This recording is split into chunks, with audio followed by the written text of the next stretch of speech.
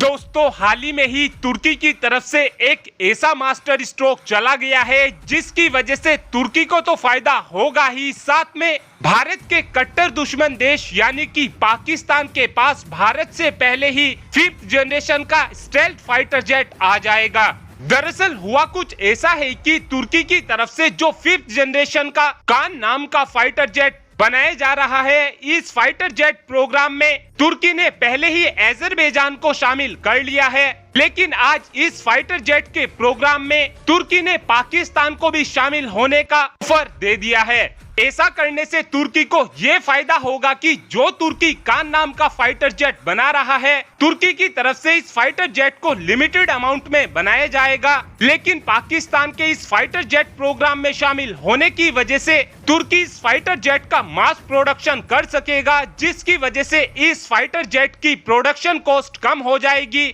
लेकिन अब सवाल ये भी उठता है कि पाकिस्तान के पास तो फिलहाल इतने भी पैसे मौजूद नहीं है कि वो अपने देश की जनता को खाना ही खिला सके, तो ऐसे में पाकिस्तान इतने पैसे का अरेंजमेंट कहां से करेगा जो इस फाइटर जेट प्रोग्राम में लगाए जा सके। लेकिन आप पाकिस्तान को तो जानते ही हैं, इनके कुछ नेताओं का कहना है कि हम घास खाकर जिंदा रह लेंगे लेकिन अपनी सेनाओं के लिए परमाणु बम बनाकर रहेंगे। इस तरीके की सोच रखने वाला देश किसी न किसी देश से पैसे उधार लेकर इस फाइटर जेट प्रोग्राम में शामिल जरूर होगा, और भारत से पहले अपनी सेना में 5th जनरेशन के फाइटर जेट को शामिल करने के लिए पाकिस्तान इतना ज्यादा उत्सुक है कि अब केवल इसी बात से अंदाजा लगा सकते हैं कि इस बार पाकिस्तान की तरफ से अपने लोगों की किडनी तक बेच दी जाएगी इस फाइटर जेट को लेने के लिए। पाकिस्तान को केवल दुनिया को यह दिखाना है कि हमारे पास भारत से पहले 5th जनरेशन का फाइटर जेट आ गया है, और ऐसा करने के लिए पाकिस्तान किसी भी हद तक जा सकता है।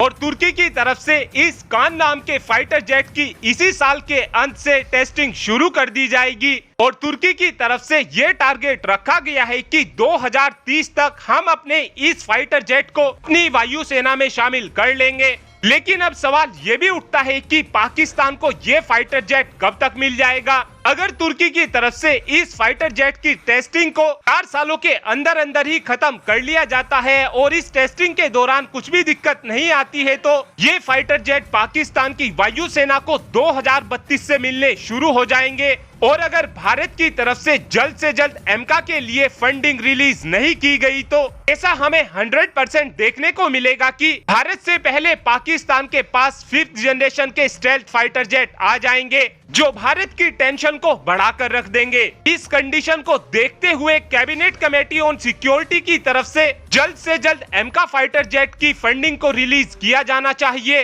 और अगर ये फंडिंग जल्द ही रिलीज नहीं की गई तो पाकिस्तान के पास हमारे से 3 साल पहले ही स्टेल्थ फाइटर जेट आ जाएंगे और हमारे एमका को आने में 2035 तक का समय लग जाएगा। और अब आप ही बताइए कि एमका की फंडिंग को तुरंत ही रिलीज करना चाहिए या फिर नहीं, इस बात का आंसर आप कमेंट बॉक्स में दे सकते हैं। Thanks for watching this video, have a good day.